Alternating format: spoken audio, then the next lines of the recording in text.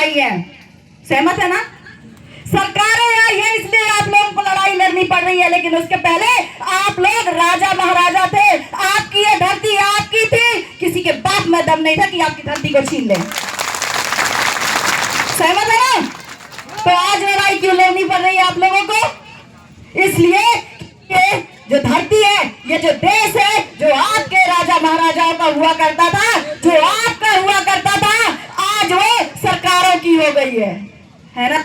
और हम क्या कर रहे हैं? सरकारों के हिसाब से चल रहे हैं। आज यहाँ आए हैं तो सरकार के नियमों के हिसाब से आए हैं। वहीं पे आप लोगों के क्षेत्रों में पेशा कानून, 5वीं अनुसूची, ग्राम सभा की ताकत, सब कुछ खत्म हो जाती है जो आप लोगों को सरकार दे रही है ना, है ना?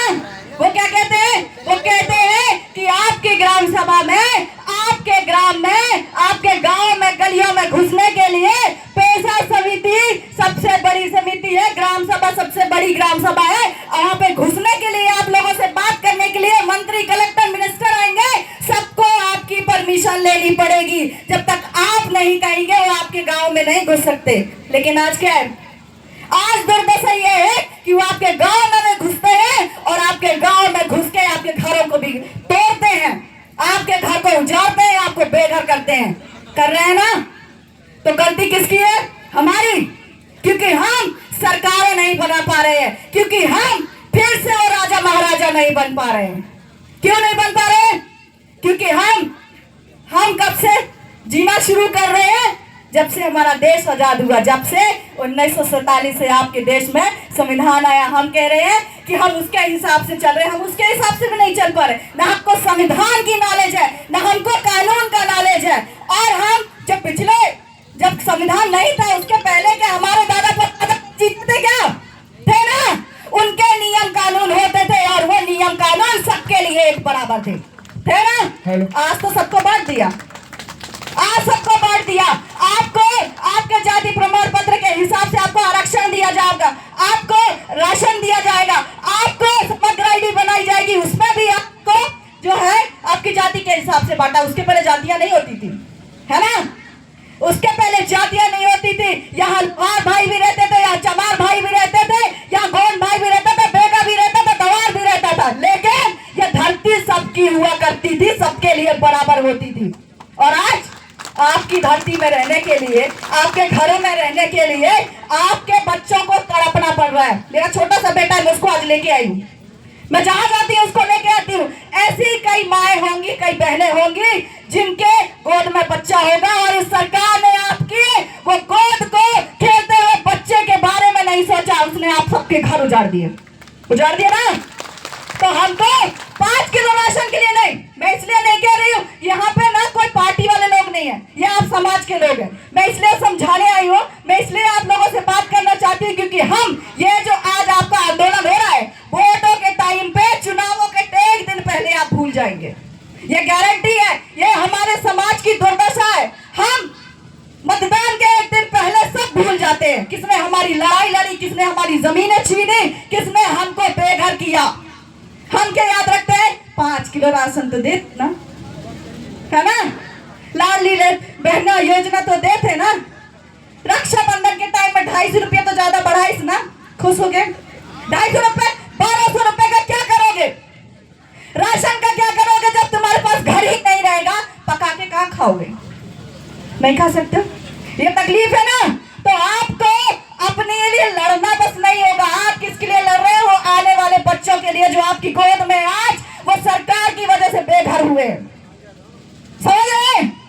वो सरकार की वजह से आप जो है बेघर हो चुके हैं। लोग कह रहे हैं कि आप जो है 50 साल से किसी जगह में आप निवास कर लेते हैं तो आपको सरकारें जमीन देती लगती है ना, पट्टा दिया जाता है ना कि आपको इस जमीन का जो है आप अब मालिक हो चुके हैं। हमारा पट्टा क्यों नहीं? आप कितने सालों से यहाँ पे निवास कर रहे हैं? अब तो नहीं आए होंगे, बाहर से तो नहीं आए होंगे। वो सरकारी जमीन के, सरकार ने लगाई है कि जमीन लाके यहाँ? किसकी जमीन है? आपके दादाओं की। किसकी जमीन है? आपके आजी नानी की, है ना? सरकार की जमीन नहीं है। सरकार को हमने जमीन दी है कि आपके लिए हमने इतना जमीन छोड़ा और ये हमारी जमीन है। सहमत है? तो फिर कैसे आज उसी सरकार से हमारी जमीनें मांगने के लिए उससे लड़ना पड़ रहा है? क्यों? इसलिए लड़ना पड़ रहा है कि वो सरकार आपकी नहीं है। सारी लड़ाइयां, सारी चीजें आपको सिर्फ इसलिए करनी पड़ती है क्योंकि सरकार आपकी नहीं है, सरकार में बैठे लोग आपके नहीं है। सही है ना?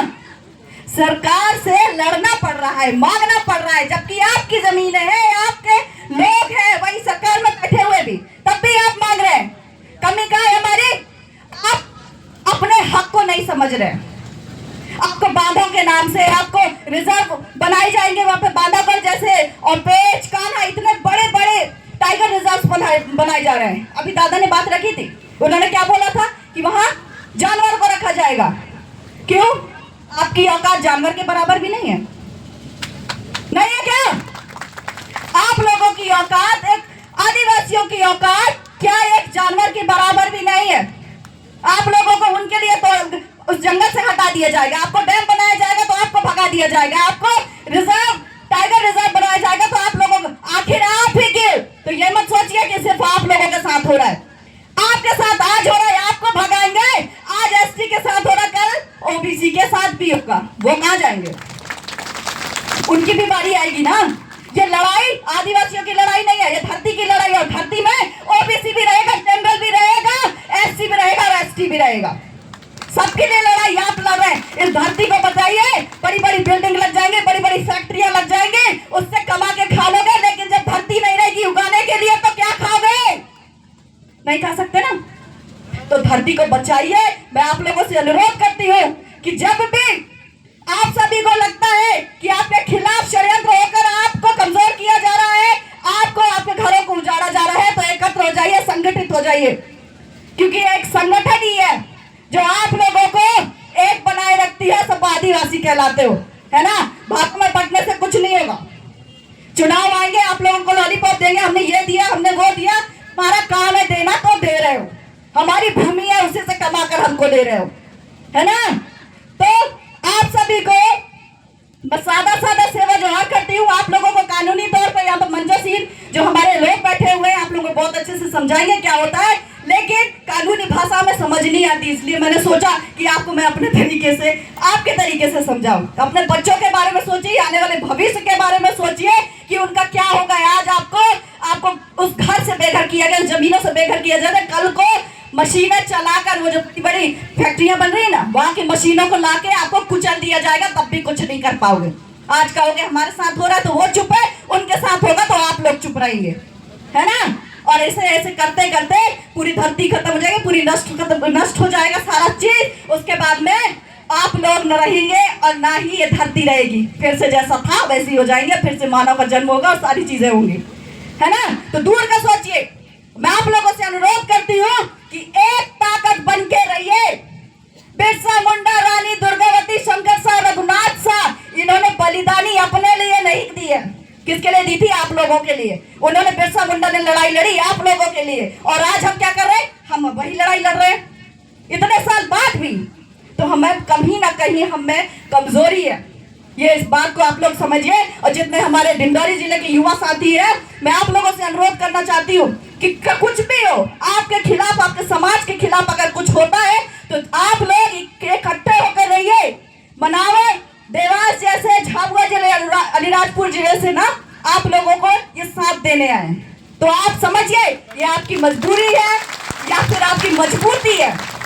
तो मैं आप सभी को सादा सादा सेवा जोहार करते हुए एक बार और कहूंगी, अपनी लड़ाई लिए लड़िए, अपनी लड़ाई लड़िए, अपनी माँ के लिए लड़िए, बहनों के लिए लड़िए। लेकिन ये सरकार से आज ये जरूर इस धरती पे वादा लेके जाइए कि हमको हमारा पट्टा चाहिए, ठीक है? राशन की लड़ाई, समग्र आईडी आधार कार्ड की लड़ाई नहीं है, हमारी लड़ाई है इस धरती की, और वो पट्टा सरकार आपको दे, उसके बाद ही यहाँ से उठना। आप सभी को सादा सादा सेवा जोहार।